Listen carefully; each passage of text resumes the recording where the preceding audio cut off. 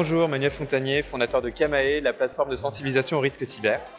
Alors, je m'appelle Julia Moutier, je suis architecte et doctorante et enseignante au LAVU et à l'école d'architecture de Paris-Val-de-Seine. Bonjour, je m'appelle Simon Méjeanne, je suis le directeur de l'immobilier d'entreprise de la RIVP. Oui, bonjour, je suis Jean-Benoît Cariou, je suis chargé de mission transition écologique pour l'ANRU. Bonjour, je m'appelle Camille Becker, je suis la directrice de la communication d'ESAM Université. Je suis venu aujourd'hui pour participer à la réflexion sur la stratégie de résilience Paris 2030, car il est très important de se positionner dès aujourd'hui sur des thématiques majeures qui nous entourent pour se préparer à des crises à venir, le climat et aussi les cyberattaques dont on a déjà pu entendre parler ce matin. Alors, ce qui m'intéresse, c'est quelles solutions sont en train d'être développées pour permettre de maintenir la présence des populations tout simplement dehors en fait en plein été et qu'est-ce que ça va modifier profondément dans les pratiques et les aménagements des espaces publics. Alors je suis venu à cette journée dédiée à la résilience du territoire parisien parce qu'elle nous concerne, nous à la RIVP, puisque nous possédons plus de 60 000 logements à Paris et plus de 50 immeubles dédiés à l'activité économique et par conséquent nos locataires seront potentiellement impactés par toutes les crises que Paris devra affronter.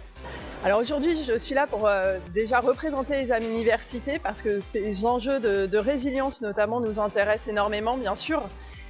Et nous voulons participer activement sur ce territoire parisien dans lequel nous sommes installés. Alors c'est intéressant pour nous de s'inspirer un peu de la stratégie de Paris. À l'ANRU, on travaille sur la France entière, sur les quartiers prioritaires, c'est-à-dire les quartiers qui sont parmi les plus pauvres de France, et où la notion de résilience prend tout son sens parce que qui dit population pauvre dit budget inférieur à la moyenne et donc souvent des vulnérabilités plus grandes.